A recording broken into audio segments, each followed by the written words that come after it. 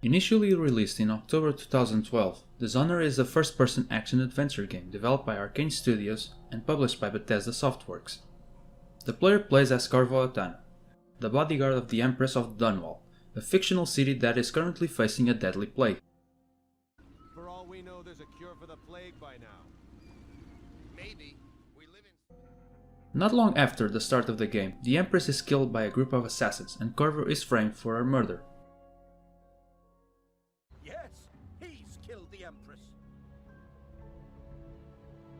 After 6 months in prison, Corvo escapes and joins a group called the Loyalists, who are looking for Princess Emily, the Empress's daughter, and the rightful heir to the throne. Please, were there any wills? Knows your face.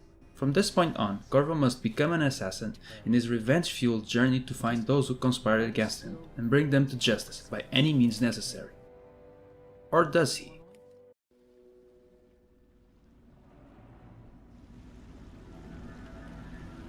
Be a rough trip. Used to be to go straight up Clavering Boulevard, but now it's not so easy. Half the city's dead of the plague. The other half's fighting over what's left.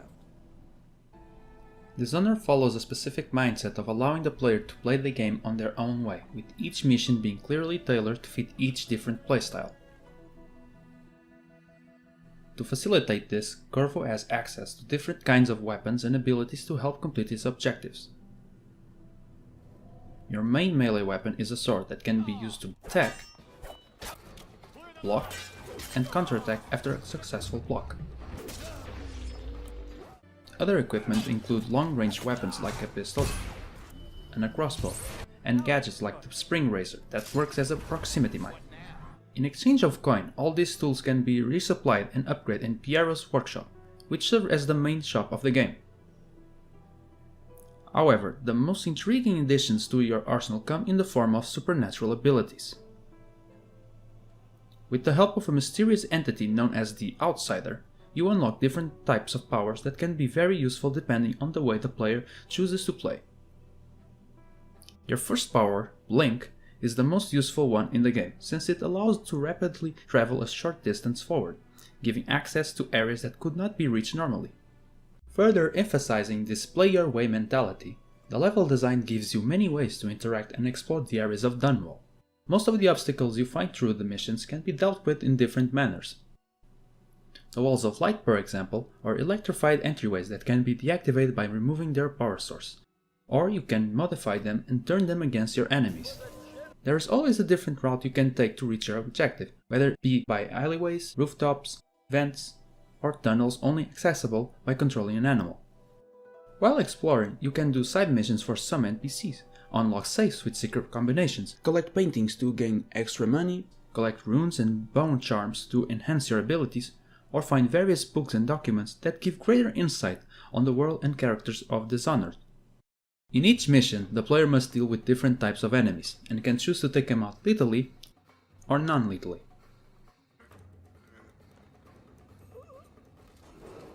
In some situations, such as in this duel, the player may think there is no other choice than to kill.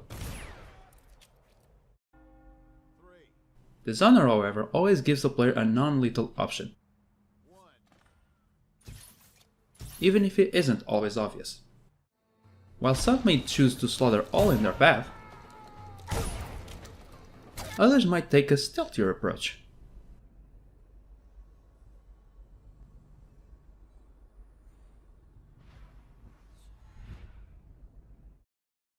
It's up to the player to dictate Corvo's morals, and while Dishonored does not have a morality system per se, your actions can have different effects on the game, thanks to the chaos system.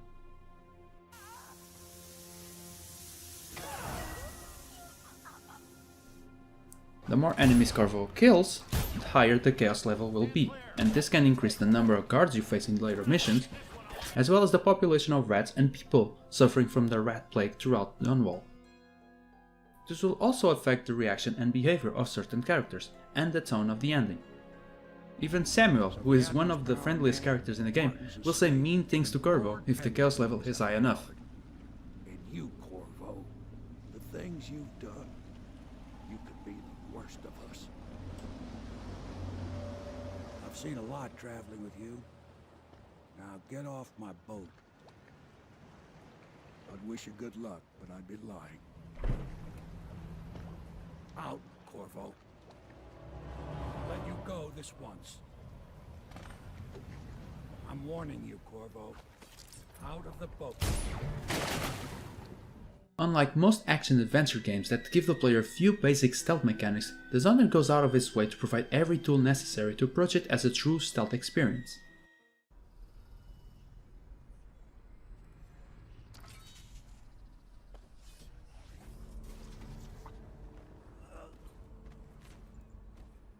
Although it can be a gratifying challenge, we do not recommend doing a ghost playthrough where the main goal is to never be detected, if it is your first time playing Dishonored. That way you can avoid frustrating moments where you're stuck in a quick save, quick load loop.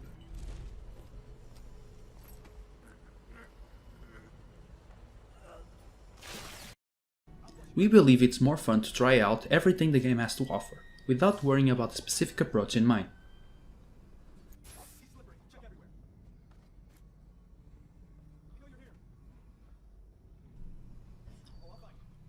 While Dishonored is usually a serious game, it also allows for some amusing and unexpected moments.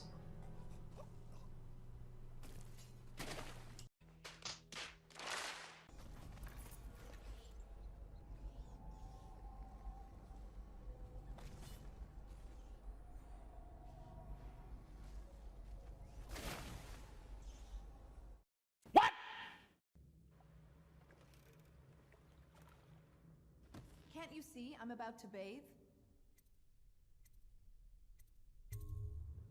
Corvo, under other circumstances, I assure you I might welcome your advances.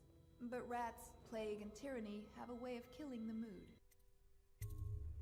Thank you for being a gentleman. Now, if you'll excuse me... Trying times, and preserving the timeless beauty of our fair city.